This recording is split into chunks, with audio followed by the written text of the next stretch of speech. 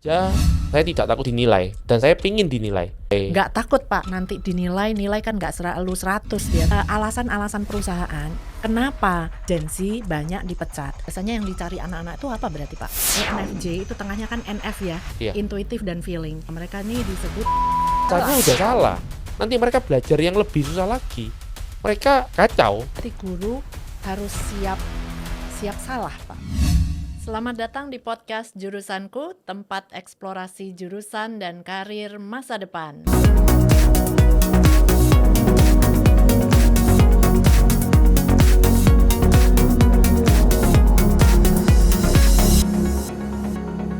Di bulan pendidikan ini, saya mendatangkan seorang guru jauh-jauh dari Surabaya. Begitu saya bilang guru, Anda pasti langsung mikir, ini karirnya nggak menarik, nggak ada duitnya, penghasilannya rendah. Justru gara-gara kita semua suka mikir seperti itu, kita di Indonesia ini bahkan sering mengimport guru-guru asing dari Filipina dengan gaji double digit bahkan. Padahal saya yakin banyak anak-anak muda kita punya potensi untuk menjadi guru-guru yang berkualitas. Guru yang satu ini berbeda, kalau dilihat di medsosnya itu sering jalan-jalan ke luar negeri. Nah, langsung saja kita sapa Pak William, atau kalau di Surabaya itu lebih akrab dipanggil Ko William. Halo Pak William, selamat pagi. Pagi, Bu Ina. Terima kasih nih jauh-jauh datang dari Surabaya naik pesawat pagi nih ya Iya, Pak ya. sama-sama Bu Ina. Makasih. Pak William, saya selalu ngikutin medsosnya Pak William ini ya. Dalam 1 tahun itu jalan-jalan ke luar negeri berapa kali Pak? Saya lihat nggak cuma 1 kali itu ya. Nggak mesti sih Bu Ina. Ya pernah 3 kali. Kalau yang tahun lalu itu 4 kali. Wah, dalam 1 tahun tuh 4 Iya, kali ke luar 4 negeri. kali. Buat saya traveling itu salah satu untuk refreshing ya. Healing Healing. kalau istilah anak zaman now Iya, ya anak Pak zaman William now ya. healing ya. Tapi memang itu dari hasil penghasilan sebagai guru ya Pak, Iya. bukan warisan, halal nih ya Pak ya. Iya. Nggak ada korupsi. Enggak. Ya. Nah, ini jadi menarik. Jadi ini saya memang sangat ingin membongkar persepsi-persepsi yang salah nih Pak William untuk mengenai profesi atau karir di dunia pendidikan. Pak William dalam 1 bulan itu kira-kira ngajar berapa siswa Pak? Awalnya ya memang sedikit ya Bu ya, namanya membangun pekerjaan ya, kan saya tutor ya. Dulu awalnya 5 sampai 10 lah kira-kira. Sekarang 80 sampai 90. Biasanya menyelesaikan sampai mereka lulus. Wah, tinggal Gitu. dikalikan aja ya Sobat Jurusanku, dalam 1 bulan biasanya kalian membayar tutor atau guru les itu berapa ya. Memang sebetulnya cukup ya untuk biaya hidup, bahkan bisa ada biaya untuk healing gitu ya Pak William. Bisa. Menarik Pak William, kalau sebagai guru les ya atau bimbel lah ya, di zaman Mas Nadiem itu kan UN dihilangkan Pak. Iya betul. Dan Bu itu di Ina. media sosial banyak guru bimbel itu marah-marah karena mereka kehilangan pekerjaan lah. Nah, tapi saya lihat Pak William ini nyantai-nyantai aja, di medsos juga nggak marah-marah, malah jumlah siswanya nambah terus ya Pak. Apa sih Pak kuncinya? Memang kalau saya ngajar itu prinsipnya harus memahami konsep. Jadi bukan hanya bisa mengerjakan soal aja. Nah, itu kalau saya lihat kan memang anak-anak untuk memahami konsep ini tidak semuanya mau. Kenapa Pak tidak semuanya mau memahami konsep? Biasanya yang dicari anak-anak itu apa berarti Pak? Ya Kalau nilai Bu. ngejar nilai. Ngejar nilai aja. Jadi mereka ya pokoknya yang penting aku bisa jawab lah, aku bisa dapat nilai bagus. Tapi saya selalu ngomong, terus apa maknamu belajar ini?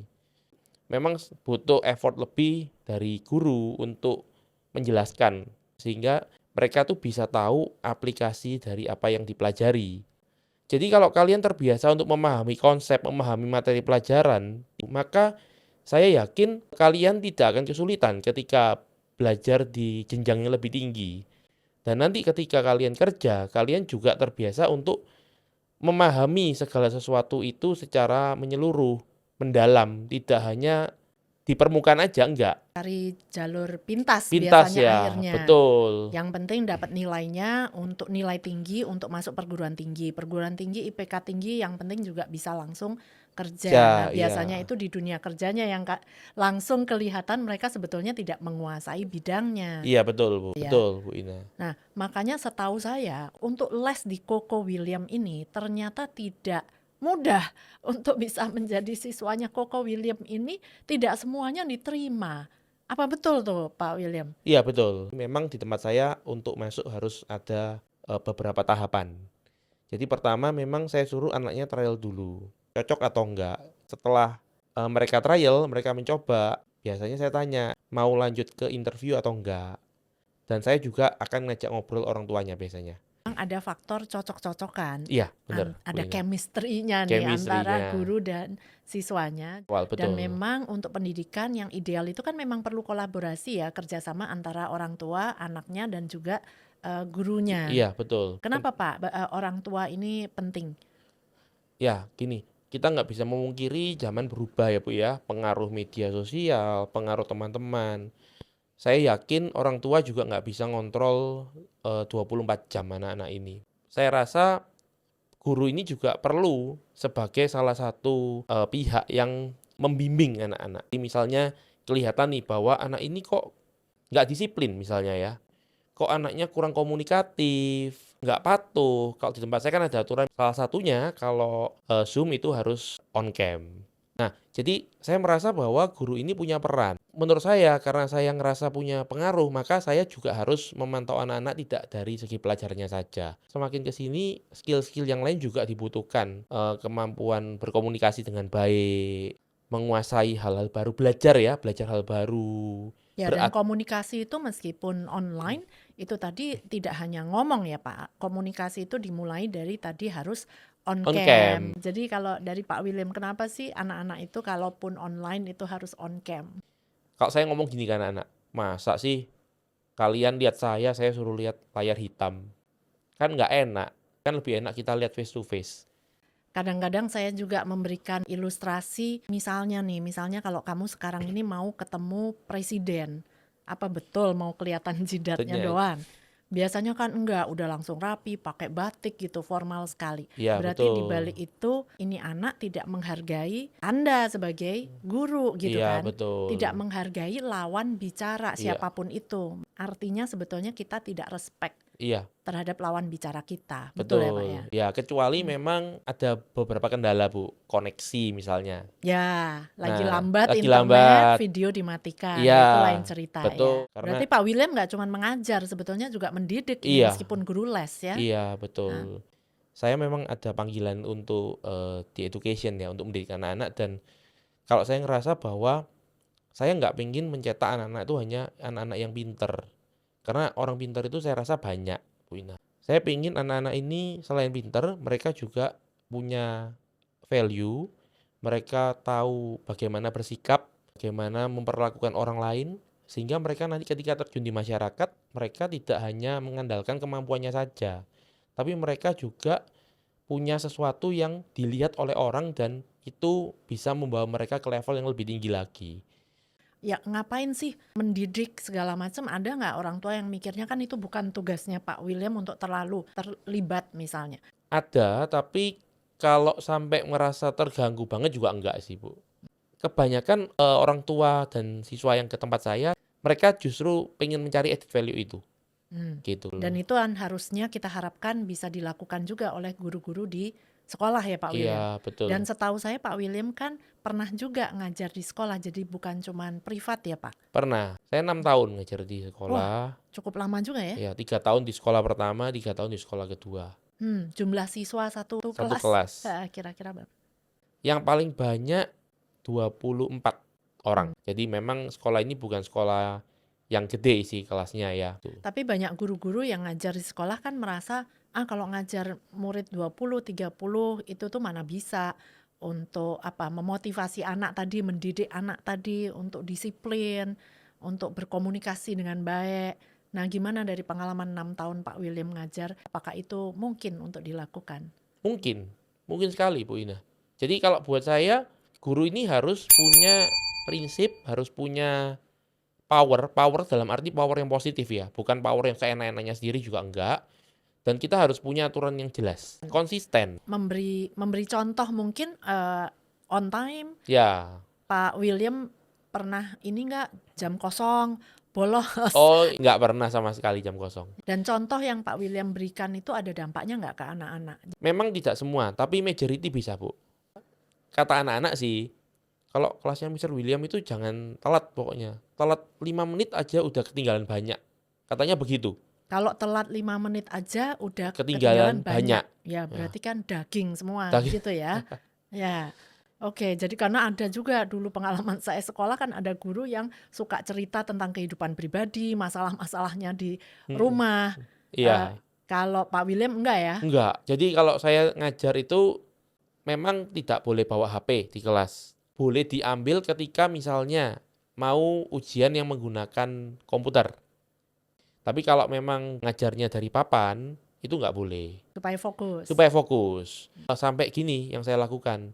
Anak-anak nyatet itu biasanya nggak nutut. Soalnya saya suruh perhatiin, saya kasih waktu 5 menit, 10 menit. Kalau mau nyatet, boleh. Tapi jangan lama-lama ya.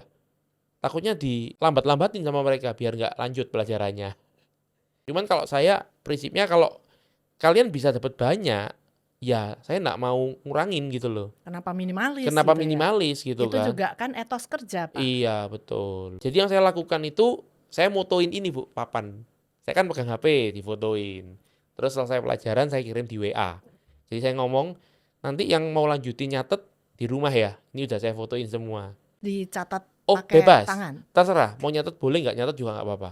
Karena anak-anak kan kadang-kadang ada yang dengan mencatat mereka juga belajar. Kalau nggak mau nyatet ya nggak apa-apa, tapi jangan mengganggu yang lain gitu. Jadi saya nggak terlalu strict di hal-hal yang nggak penting ya Bu ya, kalau buat saya ya. Bahkan saya pun juga membebaskan, kalian ini mau ikut pelajaran saya nggak? Kalau nggak mau ikut, mau di luar karena kalian merasa nggak penting, boleh. Daripada kalian di dalam mengganggu.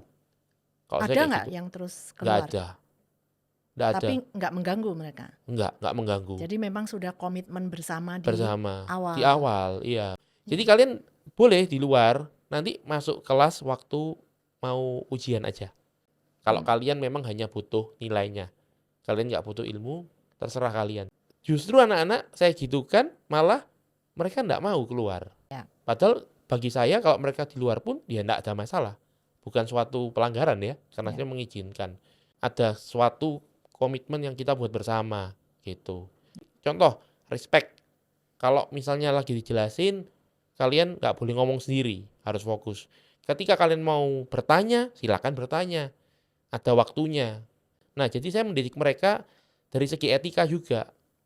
Tapi ya jangan sampai gurunya one way terus gitu komunikasinya kan, Pak? Iya, jadi saya Dikasih waktu anaknya ngomong. bertanya, anaknya bertanya, atau saya variasi sih Bu biasanya. Mengerjakan soal di depan, gitu.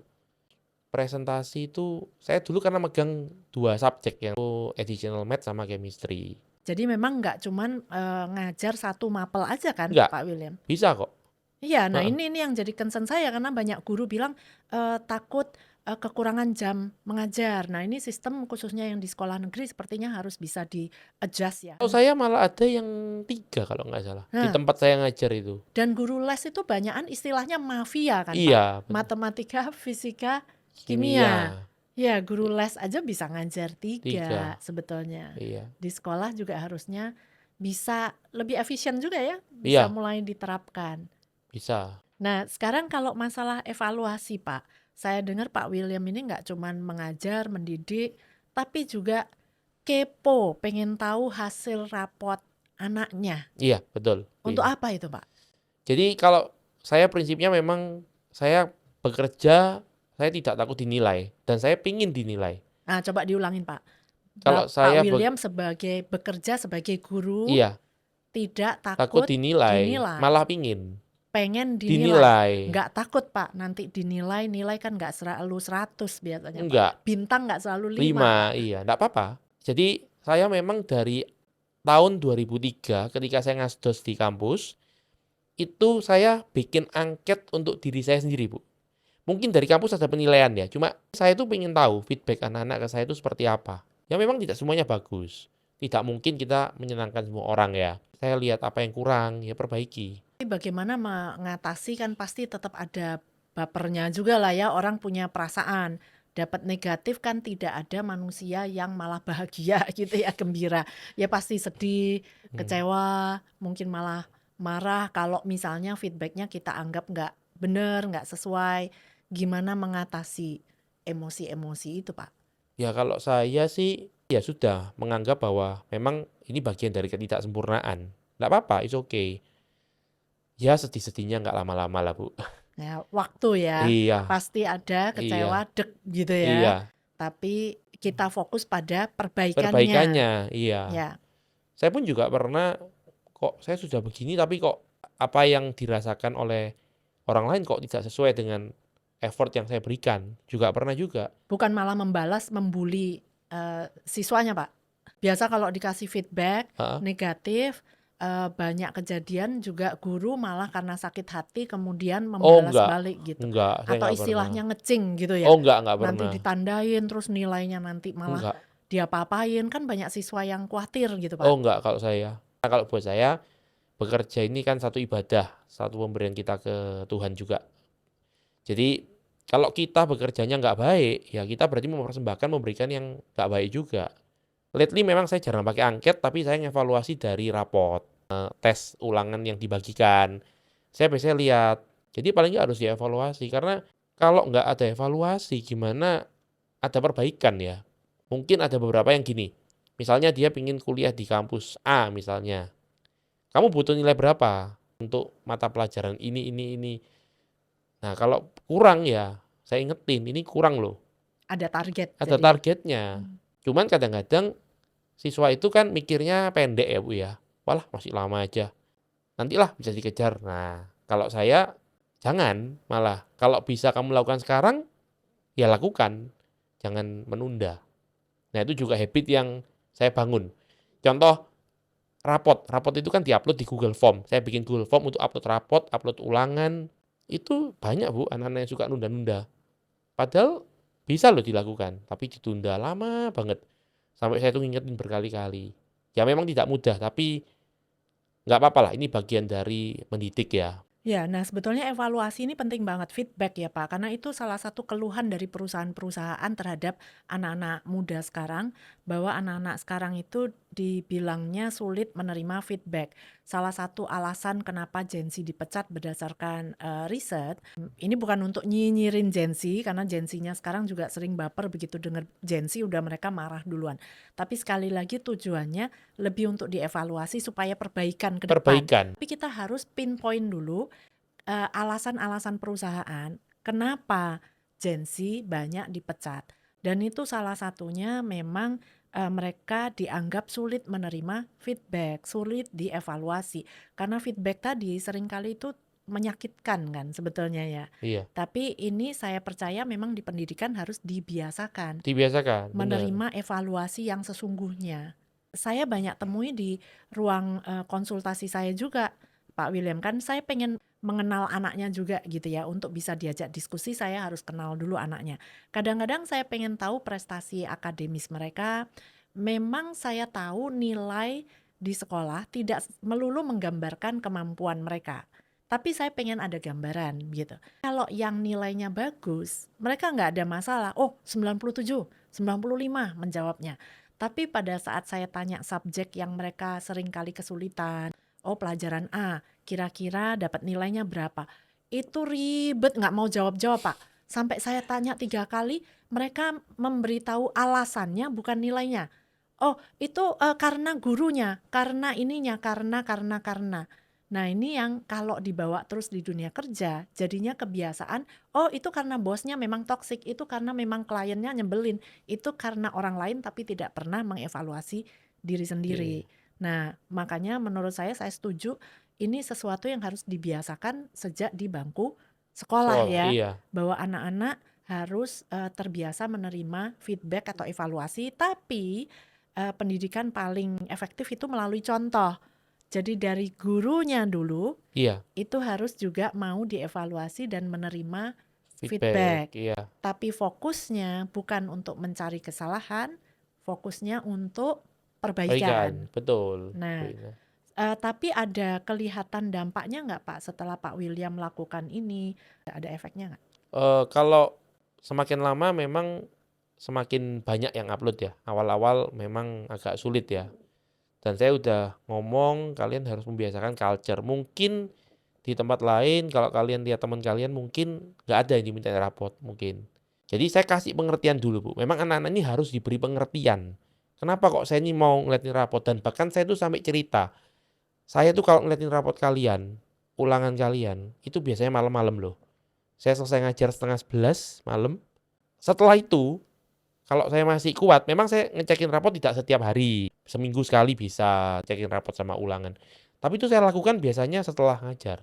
Bukan saya ini merasa kayak kok kerjanya banyak, bukan. Tapi saya mau memberikan contoh, memberikan pengertian ke mereka bahwa untuk ngecek rapot kalian dan ulangan kalian pun saya juga put effort lebih. Semuanya buat siapa? Buat kebaikan kalian. Saya nunjukin bahwa saya pun melakukan sesuatu itu extra miles. Jadi nggak asal-asalan gitu, Bu. Jadi saya pingin mereka itu juga kalau melakukan sesuatu juga jangan asal-asalan. Nah, ini biasanya nih Pak, mungkin akan ada yang komen-komen, iya Pak William kan penghasilannya tinggi, makanya mau kerjanya extra mile. Ini kayak chicken and egg. Menurut Pak William, mana yang terlebih dahulu? Kita digaji tinggi, baru kita melakukan lebih? Atau karena kita melakukan lebih, otomatis penghasilan kita otomatis meningkat, muridnya bertambah, yang mana yang lebih dulu Pak? Kalau menurut pengalaman saya ya kita melakukan lebih. Kalau Terlebih pengalaman dahulu. saya iya, Pertama melakukan lebih lebih dulu, dulu. Lebih dulu, money will follow. iya Ya, gitu. saya konsultan karir Pak William. Di dunia karir memang tidak hanya guru, di tempat-tempat lain semua yang terjadi seperti itu ya. Gitu ya, Bu Barang ya. siapa yang mau melakukan lebih ya otomatis sebetulnya sih tidak perlu khawatir kehilangan pekerjaan atau kesempatan sih Pak. Jadi pengalaman saya soalnya juga sama Pak. Kan saya dulu juga sempat krismon tahun 98, saya harus kerja gali lubang tutup lubang lah ya Pak. Saya bolos kuliah di sini untuk kerja di sana supaya saya bisa menyelesaikan kuliah. Mm. Nah, saya pernah kerja yang kayak jadi go clean gitu Pak di Australia dulu itu udah ada. Boleh dibilang pembantu rumah tangga kan, bersih-bersih yang mungkin orang menganggap itu kelas bawah gitu.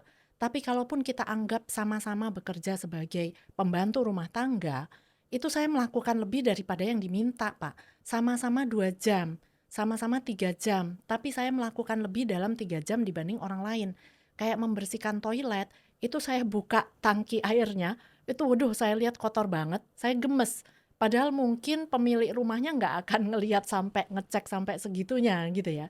Tapi setelah itu pemilik rumah itu mintanya saya, nggak mau orang lain Pak. Padahal saya sudah mendapatkan tawaran di pekerjaan di tempat lain. Jadi bekerja sebagai pembantu rumah tangga itu saya hanya 1 kali. Karena udah sibuk banyak tawaran yang lain Iya, gitu. Jadi kalau saya juga setuju Pak, saya percaya bahwa kalau kita mau melakukan lebih, sebetulnya otomatis tadi money will follow, opportunities will follow. follow. Karena orang-orang di sekitar kita juga akan melihat etos kerja kita. Sehingga mereka nggak ragu-ragu merekomendasikan kita untuk pekerjaan-pekerjaan yang lain. Iya, betul Bu Ina. Saya tertarik juga dengan masalah Pak William memberikan pengertian dalam memberikan aturan. Jadi saya juga percaya memberikan aturan itu bukan sekedar ini buku aturan terapkan, tapi harus diberitahu moral values-nya. Betul, Untuk apa aturan ini diterapkan. betul Bu Dan Ina. Pak William memang merasakan itu lebih membuat anak-anak lebih nurut kan Pak kalau diberitahu alasannya. Betul, itu kan pertama membuat mereka berpikir dulu ya Bu ya. Kenapa kok harus submit rapot hasil ulangan? Contoh, terus kalau yang di sekolah itu kenapa kok saya kasih waktu untuk menulis hanya 10 menit? Kenapa kok kalau kalian tidak mau kalian boleh keluar? Nah itu kan saya jelasin, bukan pokoknya harus begini, pokoknya harus begitu. Sekarang memang banyak yang lebih mempan kalau diberi pengertian, tapi saya yakin itu juga melatih mereka untuk berpikir dan tidak menerima sesuatu mentah-mentah. Nah, Ya, jadi lebih kritis lebih maksudnya ya, kritis, iya, thinking about thinking iya ya, meta betul, level cognition, berpikir tentang pikirannya mereka iya sendiri benar, dalam membuat keputusan ke depannya juga ya Pak. betul, Nah, memang ternyata ada penelitiannya Pak. Jadi menarik sekali, ada di sebuah rumah sakit, orang kalau mau berkunjung, entah saudara atau teman, di depannya itu dipasang aturan, harap cuci tangan sebelum masuk gitu doang. Terus dipasang kamera, kemudian dipasang di wastafel kamar lain, kalau Anda mencuci tangan sebelum masuk, Anda menghindarkan pasien dari bakteri atau ketularan mungkin penyakit yang Dikit. kita bawa. Dan dipasang kamera juga. Ternyata kelihatan bahwa orang tuh lebih nurut dengan yang kedua, yang dikasih alasan kenapa aturan itu diterapkan. Riset membuktikan yang tadi Pak William sudah lakukan ya. Iya, Jadi memang untuk ini pelajaran untuk para guru bisa diterapkan ya. Jadi dalam memberikan aturan di awal tahun pelajaran, itu seringkali sekolah-sekolah hanya memberikan buku aturan telen tanda tangan. Tidak diberi kesempatan untuk mungkin berdiskusi, berdiskusi anak-anak ya. bertanya kenapa aturan itu diterapkan. Nah, sehingga membuat anak-anak cenderung lebih tinggi kemungkinannya melanggar aturan-aturan Aturan. tersebut ya. Tapi sudah ada bahkan sekolah-sekolah yang mengajak anak-anaknya sendiri dalam satu kelas itu untuk sepakat membuat aturan, buku aturannya dibuat bersama. Iya, Menurut saya itu juga akan lebih efektif karena ini komitmen bersama. bersama. Iya. Perbatasan antara anak-anak nggak sopan dengan kritis. Itu gimana ya Pak ya? Kalau buat saya, selama bertanyanya itu nggak ngetes ya, mereka memang kebaca kok Bu Ina biasanya kalau saya ya. Ini mereka tanyanya ini ngetes atau mereka memang Kritis. kritis ya, memang Memang kritis kritis. menurut mereka nggak Iya, masuk akal iya, gitu. termasuk pelajaran juga. Berarti guru harus siap salah Pak. Kalau misalkan dipertanyakan anak-anak yang kritis, dan memang kan kita tidak berharap guru itu tahu semuanya. Iya, Guru juga manusia yang bisa salah ya iya Pak. betul. Ini yang pernah saya sharekan ke beberapa student saya. Kalau memang saya salah, saya oke dikoreksi nggak apa-apa. Saya nggak mungkin membantah. Karena kalau saya bantah, saya gengsi, salah, tapi ngotot bener, itu malah menjerumuskan kalian. Nah, cuman kita juga sebagai guru harus mengantisipasi terjadinya salah. Kita tetap harus, misalnya ngajar ya, harus dari sumber yang betul. Kalau saya ngajar matematika, Bu, saya tuh lemahnya di dimensi 3. Yang bangun ruang itu memang lemah. Jadi memang saya harus belajar berkali-kali. Jadi ketika saya ngajar, misalnya salah, ya enggak apa-apa, diskusi, terus saya juga akan mencari tahu mana yang benar. Itu ada kemungkinan, dan saya pernah memang salah. Saya ngakui nggak mungkin saya benar terus ya. Nah, cuman bagaimana respon seorang guru ketika dia salah?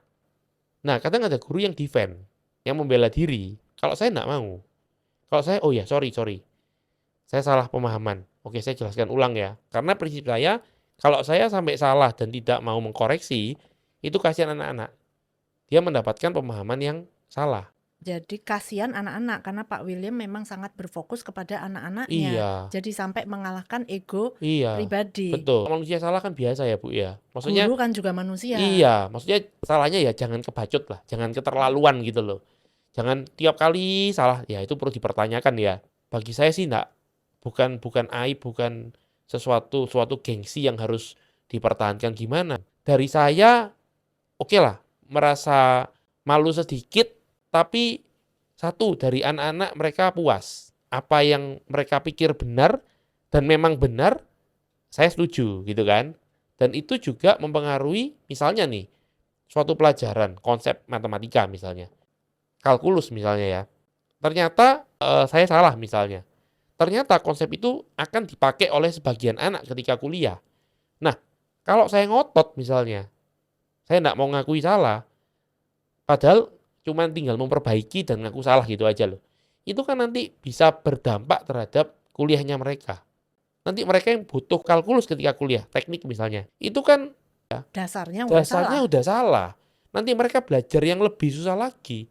Mereka Udah dasar kacau. kacau, ya kan? Konsepnya salah. Nah ini, kalau saya lebih memikirkan jauh ke situ.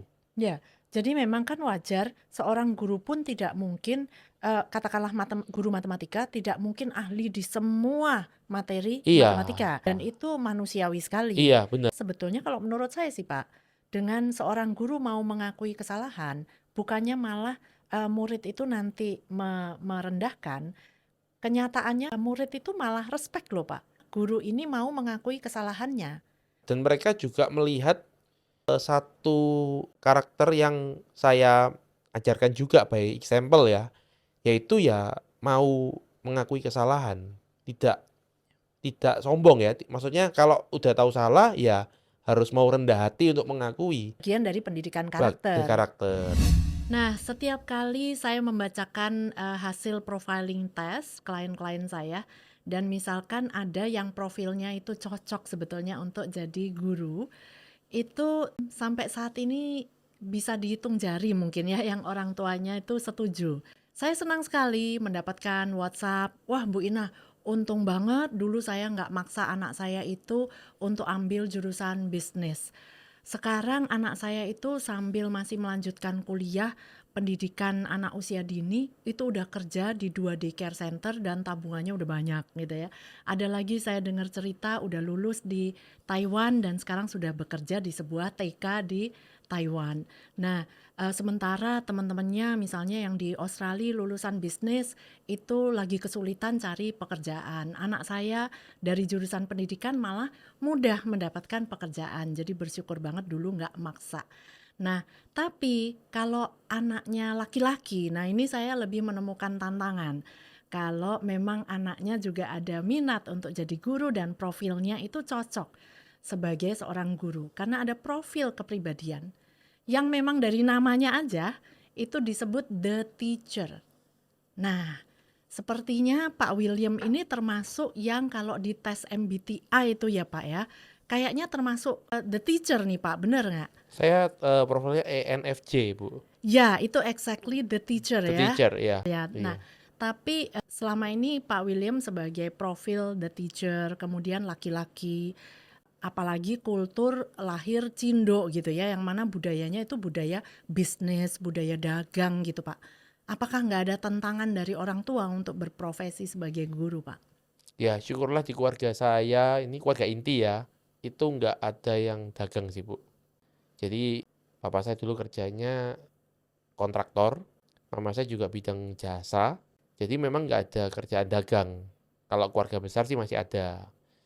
Nggak ada nggak ada hambatan gitu, nggak ada. Justru saya melihat, yang saya syukuri orang tua saya sangat mendukung, terutama mama saya ya, yang ngelihat bahwa ini sesuatu yang baik dan melihat saya berkembang. Bisa mandiri juga Bisa secara finansial. Iya, betul, Wah, tapi gitu. Pak William selama 20-an tahun mengajar nih nggak pernah iri gitu Pak, ngelihat teman-temannya mungkin kerja di korporasi besar, di perusahaan minyak, tambang, atau ngelihat teman-teman yang buka bisnis, lagi ngetren buka kafe gitu. Kalau Untuk iri enggak, cuman saya pernah mikir, gimana ya kalau saya kerja seperti itu gitu loh. Melihat aja, kok keren ya. Nah, gitu aja sih, Bu. Tapi saya merasa bahwa saya udah enjoy dan saya ngerasa menjalani apa yang menjadi panggilan hidup. Sesuatu yang saya sangat enjoy untuk lakukan. Jadi cuman lihat keren aja. Dan saya juga mikir pasti di setiap sesuatu yang terlihat keren, pasti ada struggle-nya. jadi nggak ada penyesalan Enggak nyesel, menjalani enggak. karir sebagai guru. Enggak ada. Ya, berarti itu hanya cukup untuk menjawab Pak profiling bahwa kalau sesuai itu enjoy Oh, enak sebetulnya ya. banget Bu Ina. Makanya saya jujur kalau tahu profiling dari zaman dulu mungkin juga saya akan profiling ya dari zaman dulu ya. Makanya saya ngerasa anak zaman sekarang ini sudah mengenal, apalagi saya rasa Bu Ina juga cukup dikenal ya jurusanku. Untuk profiling anak ini udah bagus banget kalau menurut saya sih. Jangan sampai terjadi salah jurusan. Kalau bicara peluang, kalaupun mau ada ambisi lebih besar, sebetulnya kan tetap peluang ke depan tidak tertutup kan Pak. Kalau mau itu kan memang ada yang sampai dibuat online, seperti kayak di internasional itu Khan Academy, Iya, yang sampai studentnya bisa jutaan dari iya, seluruh dunia, tidak betul. terbatas hanya di satu kota saja. Tapi kan memang muridnya Pak William sekarang nggak hanya di Surabaya aja ya. Enggak, di Jakarta itu malah ada 4 orang. Dan 3 dari antara 4 orang ini sudah ikut saya hampir 5 tahun. Wah, berarti udah chemistry-nya udah cocok banget nih ya. Iya, Kebetulan memang kan suami saya juga guru, iya, ngajar juga udah puluhan tahun, sekarang sih udah pensiun ya. Tapi dulu itu ada murid lesnya juga begitu, Pak, bahkan sudah lulus. Kalau suami saya kan dulu ngajarnya, TOEFL, IELTS untuk anak-anak yang mau ke luar negeri. Iya, Jadi kalau TOEFL-nya udah terpenuhi, nilainya, sebetulnya kan udah nggak usah les lagi ya, Pak. iya, Cuman mamahnya tuh bilang, "Pak Budi, ini kok aneh sekali sih, anak saya tuh masih minta terus bayar ke Pak Budi, masih minta terus les." Karena memang merasa cocok aja, karena iya, suami saya diajak ngobrol mulai dari ban mobil juga nyambung, film, musik juga nyambung gitu. Ya, dan masih membahas soal cukup penghasilan kalaupun mau jadi guru. Hidup itu pilihan menurut saya, Pak William. Jadi keluarga suami saya itu memang guru. Jadi almarhum ibu mertua saya itu memang guru SPG. Zaman dulu kan ada sekolah pendidikan guru ya.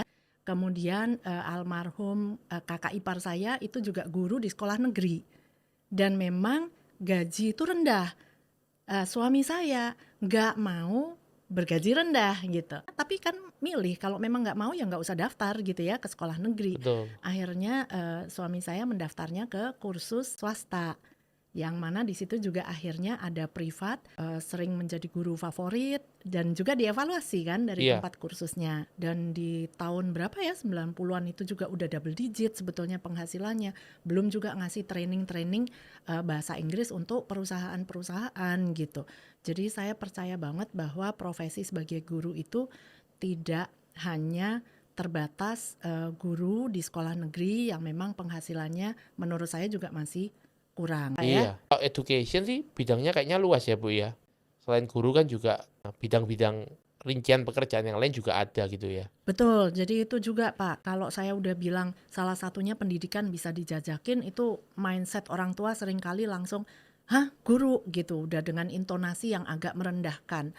Padahal tadi yang Pak William bilang, pilihan karir untuk bidang pendidikan itu Pendidikan, luas banget, bisa aja di manajemen institusi pendidikan, kan sama dengan perusahaan-perusahaan juga. Di situ betul. juga ada bagian-bagiannya, bisa bagian meramu kurikulum, mau jadi pengusaha pun sebetulnya kan tetap bisa.